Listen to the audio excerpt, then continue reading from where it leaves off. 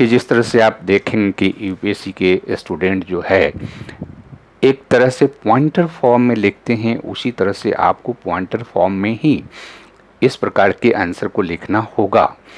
लेकिन आंसर लिखने के पहले हम तो ये जानें कि इस आंसर में क्या क्या महत्वपूर्ण चीज़ें और किस रूप में हमें प्रस्तुत करना है। तो इसके आंसर के अंतर्गत पहला तो आपको इंट्रोडक्शन लिखना है। अब देखो, इंट्रोडक्शन में आप थोड़ा सा स्पष्ट करोगे कि WHO ने क्यों चिंता जाहिर की है ना। पहला चीज मैं केवल आपको बता रहा हूं कि क्यों चिंता जाहिर की, यानी इंट्रोडक्शन लिखने में थोड़ी सी आपको जानकारी होनी चाहिए कि WHO ने भारत के ड्रग सेफ्टी रेगुलेशन गैप के संदर्भ में क्यों चिंता जारी की है ना। ये आपको इंफॉर्मेशन इसकी इंट्रोडक्शन में लिखना होगा, है ना। इंट्रोडक्शन में लिखने के बाद फिर आपको बताना होगा कि उसकी मुख्य चिंता क्या है ना। यानी मुख्य चिंता क्या है, यानी मुख्य कमियां क्या है भारत के ड्रग सेफ्टी रेगुलेशन में, मुख्य कमियां क्या है। और कमियां के बाद आप बात करेंगे कि इन कमियों का क्या प्रभाव पड़ सकता है या पड़ रहा है, क्योंकि हमें चर्चा करना है। और फिर WHO इसके लिए क्या सुझाव दे रहा है ना। ये 3 इंपॉर्टेंट एस्पेक्ट जो है पॉइंटर फॉर्म में आपको ध्यान में रखना है और आपको लिखना है। तो इंट्रोडक्शन में क्या लिखना है कि WHO ने लगातार इस संदर्भ में चिंता जाहिर की है कि भारत में जो ड्रग सेफ्टी रेगुलेशन है वह सुरक्षा मानकों पर खरा नहीं उतर रहा, उसमें सुरक्षा मानक में कुछ कमियां हैं। और ये क्यों ऐसा किया, क्योंकि आप देखोगे कि कफ सिरप, कोल्ड्रिफ है ना, नामक कफ सिरप जिसके चलते भारत में भी बड़ी संख्या में बच्चों की मौत हुई। और ये चूँकि भारत विश्व का एक बहुत बड़ा जो है दवाओं का निर्माता और एक्सपोर्टर देश है, तो वर्ल्ड में जब हमने उसको हमने एक्सपोर्ट किया उसको गाम्बिया में, उज़्बेकिस्तान में, ताजिकिस्तान में, तो उसमें भी बड़ी संख्या में बच्चों का जब डेथ हुआ, तो इंटरनेशनल लेवल पर भारत के जो ड्रग सेफ्टी रेगुलेशन है इसकी कमियों को लेकर के कई ऑर्गेनाइजेशन ने चर्चा किया और उसके बाद जो है WHO ने चिंता जाहिर की। यानी ध्यान ही रखना है कि ये WHO चिंता क्यों जाहिर कर रही है, क्योंकि भारत में संदूषित दवाओं का निर्माण, राइट, तो संदूषित दवाओं का जो निर्माण भारत में हो रहा है, और इस दवा का केवल निर्माण ही नहीं हो रहा बल्कि इसका प्रसार भी हो रहा है, मार्केटिंग भी हो रहा है। और ये केवल कफ सिरप की बात नहीं है, कई कफ सिरप में आइज ड्रॉप में भी ऐसे देखने को मिला। श्रीलंका में आइज ड्रॉप जो इंडिया से जो है एक्सपोर्ट किया गया था। भारत में भी आप कह सकते हैं कि तमिलनाडु में, मध्य प्रदेश में, राजस्थान में घटनाएं हुई जहां बच्चे बड़ी संख्या में डेथ किए थे। और इसको लेकर यूएसए में भी चिंता जाहिर की गई, वर्ल्ड लेवल पर भी चिंता जाहिर की गई। तो एक तो कि आपको ध्यान रखना है कि संदूषित दवाओं का निर्माण और उसका विक्रय जो हो रहा है और इससे बच्चों की जो मौत हुई, इसी मौत के कारण WHO ने भारत के ड्रग सेफ्टी रेगुलेशन के संदर्भ में चिंताएं जाहिर की है।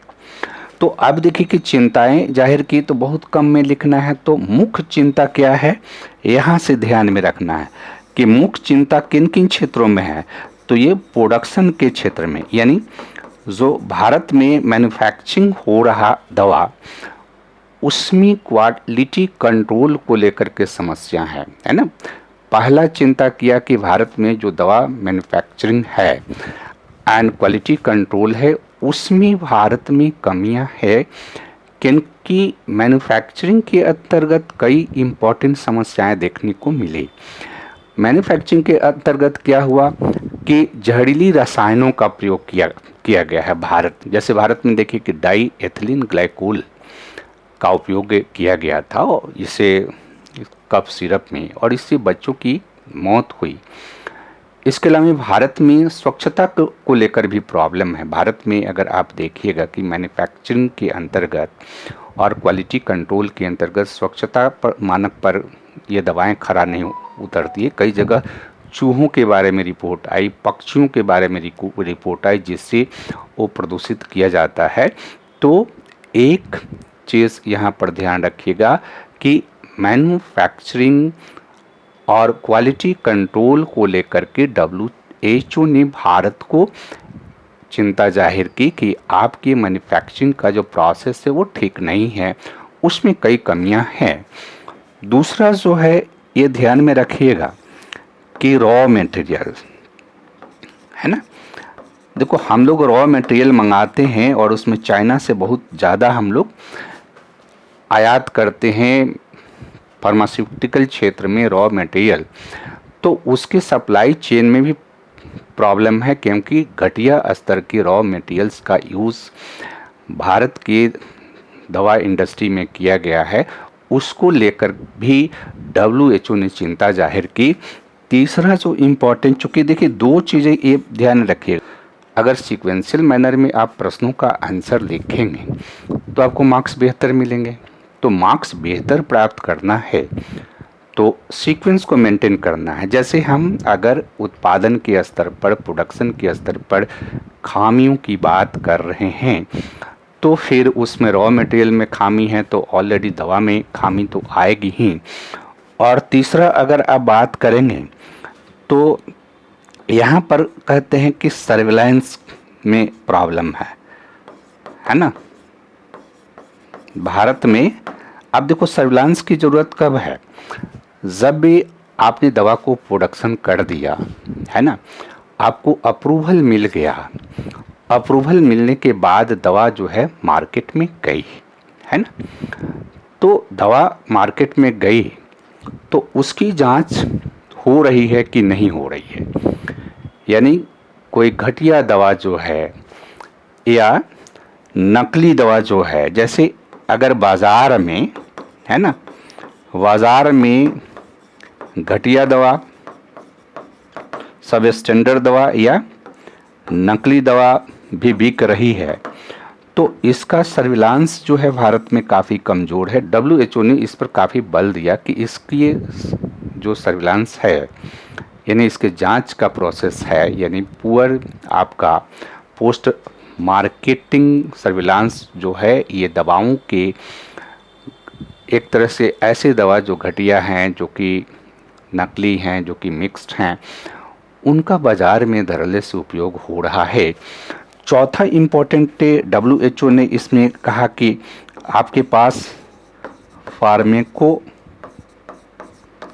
विजिलेंस की कमी है ना।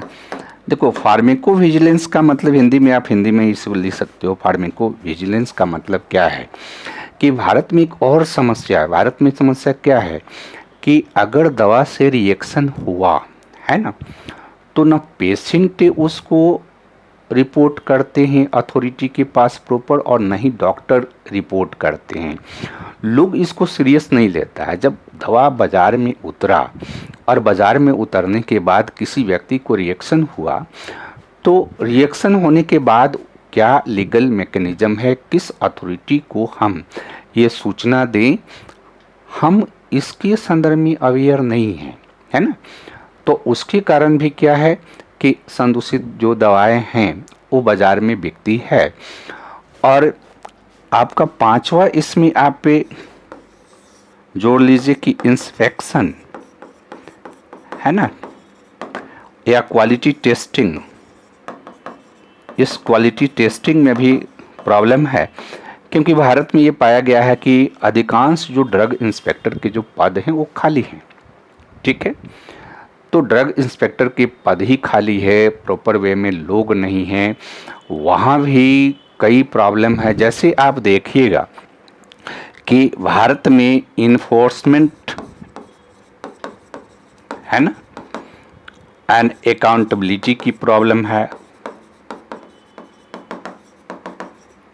ठीक है। और लास्टली आप कह सकते हैं कि जो रेगुलेटर है कई हैं, जैसे सेंट्रल लेवल पर रेगुलेटर हैं, स्टेट लेवल पर रेगुलेटर हैं, लगभग 37 जो है रेगुलेशन है और अलग अलग रेगुलेटर है, उनमें आपसी कोऑर्डिनेशन की कमी रहती है और जिसके कारण ये सारी प्रॉब्लम आ रही है। तो ये 6-7 मैं आपको बता रहा हूँ, आप 4-5 भी इम्पॉर्टेंट पॉइंट्स को अगर आप दे देंगे तो आपको मार्क्स इसमें मिल जाएगा।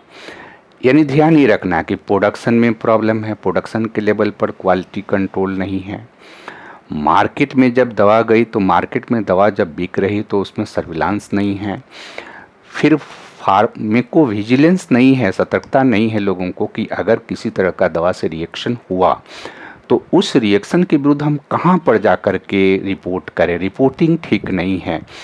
फिर हम लोग बात करते हैं कि दवा का इंस्पेक्शन के लेवल पर प्रॉब्लम है, इन्फोर्समेंट जो ऑफिसर्स हैं उनमें अकाउंटेबिलिटी का प्रॉब्लम है, और फिर हम बात करते हैं कि जो रेगुलेशंस है और जो रेगुलेटर है, तो रेगुलेटर्स कई लेवल पर हैं, इसके कारण उनमें आपस में कोऑर्डिनेशन नहीं होती है और कोऑर्डिनेशन नहीं होने के कारण इस तरह की प्रॉब्लम जो है सामने आई, जिसको WHO ने चिंता जाहिर की है ना।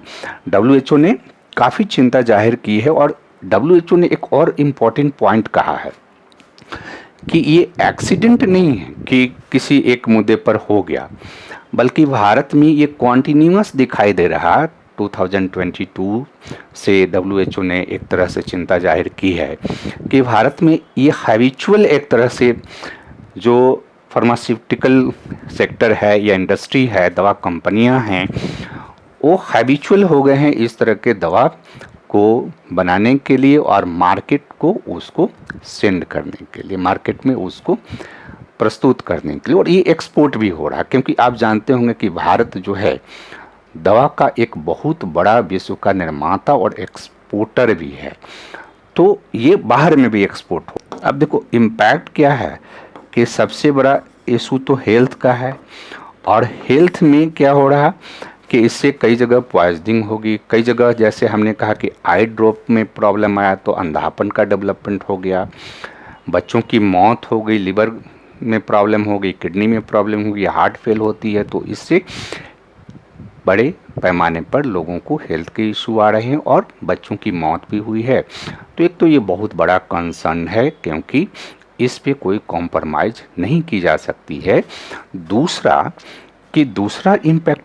इम्पैक्ट क्या है कि भारत की दवा बाज़ार में एक वैश्विक छवि है ना, यानी इंडिया की एक ऐसी छवि है विश्व में कि भारत एक अच्छा दवा निर्माता है, अच्छा दवा एक्सपोर्टर है। भारत की दवाओं, खास करके जेनरिक जो दवाएं हैं, इसकी बड़ी पैमाने पर भारत में तो है ही, विदेशों में भी इसके बड़े पैमाने पर डिमांड है, और विदेशों में इसके बड़े पैमाने पर डिमांड है। तो ये जो ग्लोबल हमारी छवि है इसमें डेंट लगा है। और तीसरा जो बात करेंगे तो इकोनॉमिक है ना, ये तो बहुत इम्पॉर्टेंट है क्योंकि हम एक्सपोर्टर हैं, हम बहुत बड़े पैमाने पर एक्सपोर्टर हैं, और जब WHO जैसा ऑर्गेनाइजेशन हमारे सुरक्षा मानक जो है उस पर अगर चिंता जाहिर करेगी तो सवाल ये है कि अगर ऐसा चिंता जाहिर करती है तो उसको जब तक आप दूर नहीं करेंगे, आप अपना छवि ठीक नहीं करेंगे, आप अपना मैकेनिज्म ठीक नहीं करेंगे, तब तक आपको आर्थिक घाटा भी होगा, क्योंकि वैश्विक लेवल पर भारत की दवाएं न केवल विकासशील देशों में जाती है बल्कि विकसित देशों में भी जाती है। तो इस 3 डायमेंशन को आप पॉइंटर फॉर्म में लिख देंगे और फिर WHO ने सुझाव भी दिया, है ना। WHO ने सुझाव दिया कि अगर आप इसको कैसे दूर करेंगे, तो देखो सुझाव जो हमने आपको बोला कि इसको ध्यान में रखना है कि प्रोडक्शन में क्या करना है ना। तो आपको गुड मैन्युफैक्चरिंग प्रैक्टिसेस पर बल देना है ना। GMP को आपको लागू करना है और भारत सरकार ने इस संदर्भ में निर्णय भी लिया है। इसके अलावा आपको सर्विलांस को डेवलप करना है, फार्माकोजेनेटिक्स को डेवलप करना है, जो इंस्पेक्शन की प्रक्रिया है उसको स्ट्रॉन्ग करना है। यानी आपके पास जो ह्यूमन रिसोर्सेज है उसकी कमी है, क्योंकि इंस्पेक्टर और क्वालिटी टेस्टिंग वाले लोग काफ़ी कम हैं। तो आप उसको इम्प्रूव कीजिए, आप कोऑर्डिनेशन कीजिए, यानी सेंटर और स्टेट के बीच जो है रेगुलेशन को लेकर के जो कोऑर्डिनेशन है, वो कोऑर्डिनेशन की कमी है।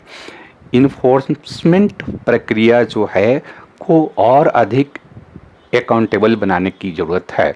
और वर्ल्ड लेवल पर क्या करना है कि इंटरनेशनल कोलैबोरेशन करने की ज़रूरत है, तब जा कर के आप चीज़ों को बेहतर तरीके से कर सकते हैं। और फिर देखो कि आप यहाँ पर निष्कर्ष में क्या लिख सकते हो, कि निष्कर्ष में आप लिख सकते हो कि WHO की जो चिंताएं हैं, ये चिंताएं भारत के जो फार्मास्यूटिकल इंडस्ट्री है उसकी कमियों को दूर करने में बहुत बड़ी मदद कर सकती है। और हम अपने कमियों को दूर करके और हम विश्व में, भारत में, विश्व में लोगों के हेल्थ को बेहतर करें, उसके कंसर्न को, और अपनी वैश्विक जो छवि है उस वैश्विक छवि को ठीक कर सकते हैं। और यह भारत की आर्थिक के सेहत के लिए भी बहुत ही आवश्यक है। और इसीलिए भारत सरकार ने इस पे इनिशिएटिव भी लिया है कि जो भी सेफ्टी जो रेगुलेशन में जो गैप है, जो कमियां हैं, उसको दूर करके और उसको काफ़ी कठोर बनाने का काम भारत सरकार ने शुरू कर दिया।